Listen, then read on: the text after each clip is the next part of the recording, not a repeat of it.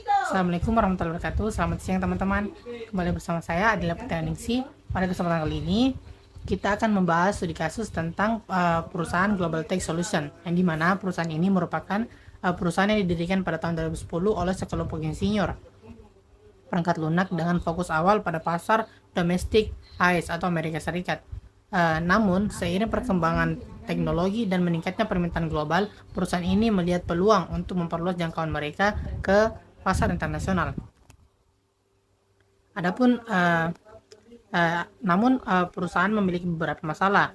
Yang pertama, kecocokan produk. Bagaimana mereka dapat menyesuaikan produk dan layanan agar sesuai dengan kebutuhan pasar internasional.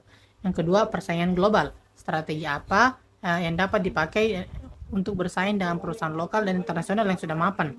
Yang ketiga, regulasi dan kebijakan. Hambatan regulasi dan kebijakan yang mungkin dihadapi di negara-negara baru atau negara-negara target. Yang keempat, manajemen risiko. Bagaimana pengelolaan risiko finansial, politik, dan operasional terkait ekspansi internasional. Dari latar belakang dan masalah tersebut muncullah beberapa asumsi. Yang pertama, permintaan pasar. Asumsi mengenai permintaan dan penerapan produk di negara-negara sasaran. Yang kedua, kondisi ekonomi. Asumsi mengenai stabilitas ekonomi dan fluktuasi mata uang di pasar internasional. Yang ketiga, ketersediaan tenaga kerja. Asumsi mengenai ketersediaan dan kualitas tenaga kerja di negara-negara target.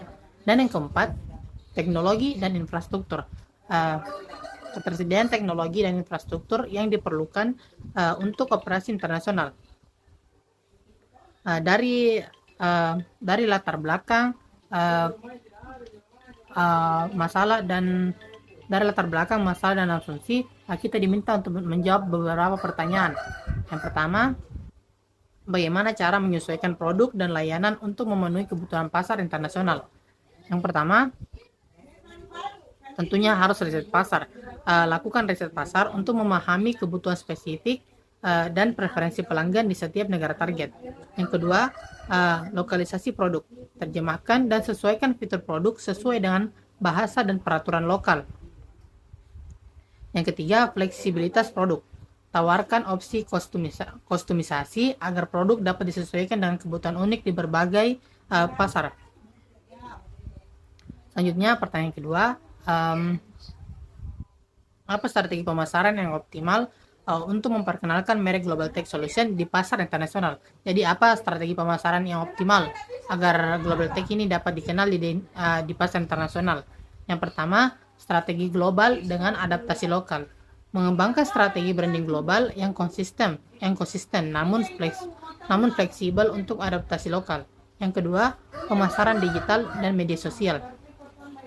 Karena kita sudah hidup di era industri dan teknologi, tentunya kita harus melakukan pemasaran digital dan media sosial dengan memanfaatkan pemasaran digital dan media sosial untuk membangun kesadaran merek.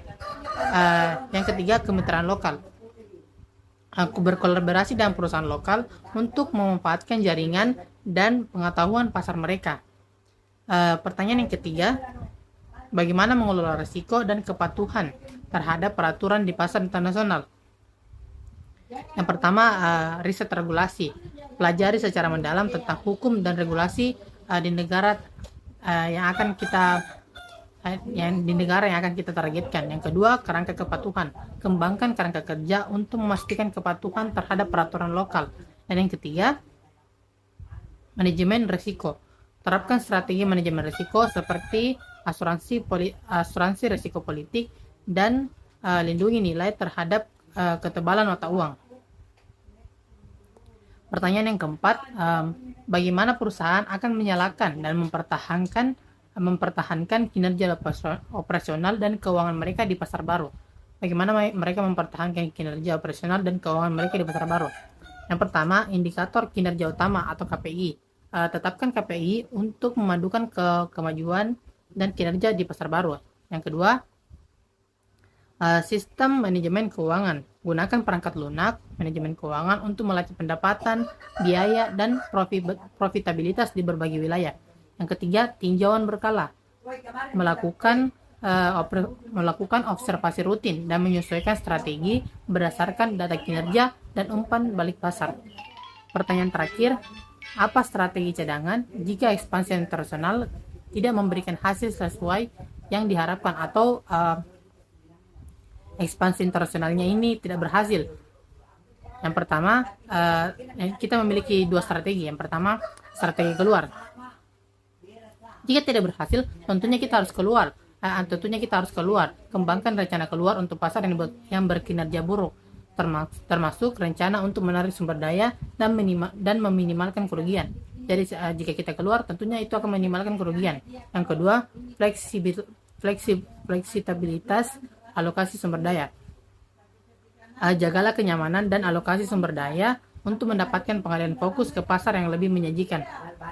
Kita harus cari segmentasi baru atau pasar baru, yang dimana kita bisa lebih untung jika mengembangkan atau ekspansi ke sana. Saya rasa itu saja yang dapat saya jelaskan. Kurang dan lebihnya mohon dimaafkan. Assalamualaikum warahmatullahi wabarakatuh.